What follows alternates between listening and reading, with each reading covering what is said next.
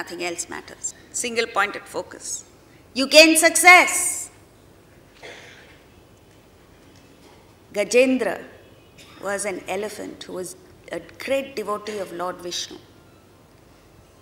And every day Gajendra would go to the river, pluck a lotus and offer it to the Lord. But because Gajendra is the lord of the elephants, king of the elephants, he got a little egoistic. And so Vishnu God decided to teach him a lesson. One day when he went to the river to pluck the lotus, there was a crocodile there. And that crocodile got his foot. So he was still in this arrogant concept that, oh, I am the lord of the elephants, what can this little crocodile do to me? So he ignored it. And before he knew what was happening, the crocodile had got him. He was about to die. At that time, the last thought that crossed his mind just before death was that every day of my life I offered the lotus to the Lord. Today, my last day, the only regret I have is that the last day of my life I have not been able to offer that lotus.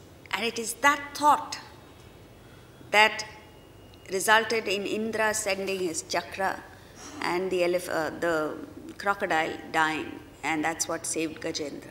So when you are full of this sense of wonderment towards this larger being, the larger power, you feel a sense of oneness with others. Your ego, your desire gets mellowed, you become a mellowed personality, and everybody cooperates with you.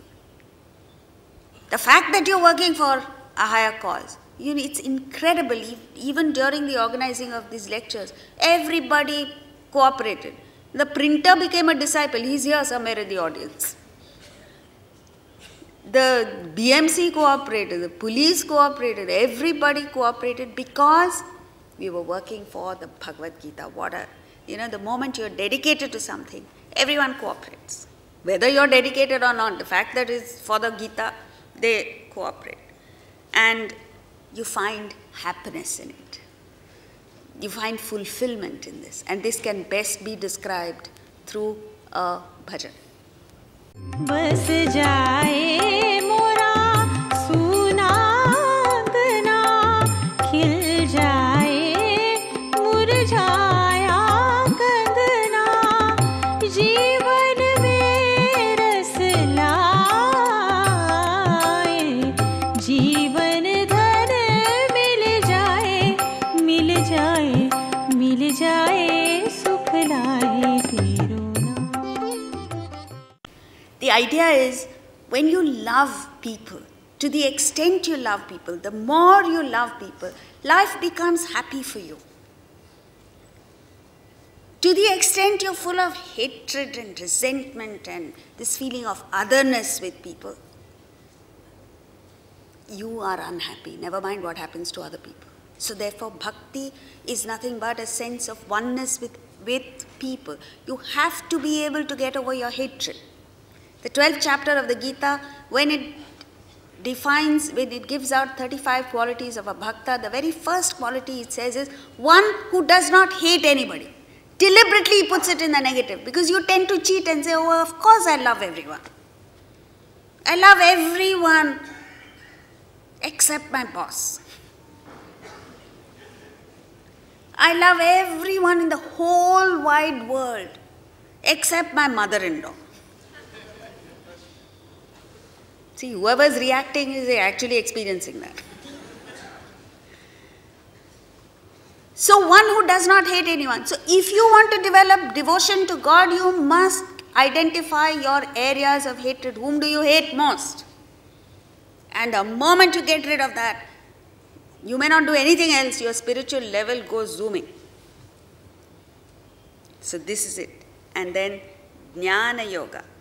Jnana Yoga is the knowledge of the difference between what is permanent and impermanent. What lasts in life, what does not last in life. And as you get established in the permanent, your value for all that the impermanent things of the world diminishes. it comes back to, like Ramakrishna Paramahamsa said, zero. Anything that comes to you for a while and leaves you shattered, is not worth having. And its real value is only zero. Then where do you get this value addition in life? It's the spiritual path. It's the spirit that lends value to all the zeros that you accumulate in life. So this clarity gives you success.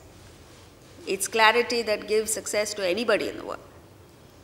What to back, what not to back, where, how to go about your business, how to speak to people, what to speak, what not to speak, all this comes from clarity. So you're successful, you're happy, because you understand things you put things in the right perspective. You don't give exaggerated value for things that inherently have no value. And your desires drop, because as you get established in the permanent, desires means only for the worldly things. So as a result of this karma yoga, bhakti yoga and jnana yoga, your desires drop. But the starting point is, you must scan your desires with the intellect. Find out, when a desire comes up in your mind, is this a legitimate desire? Do I really need it? Can I do without it? What is the price that I have to pay? What are the ramifications of fulfilling this desire? So on and so forth. Once you use your intellect, half your problems get solved immediately. And then you get on to the 3 yogas and you're okay in life. That pressure that you're experiencing. All of us are living in a pressure cooker. Everything gets to you. And then you believe, this pressure of desires, once it builds, then you believe that it's the world that is adding pressure to you. It's the world that is stressful. The world cannot be stressful. It's you and your desires and your unfulfilled aspirations in life that add up to all the stress and tension. So with this we move to verse 28.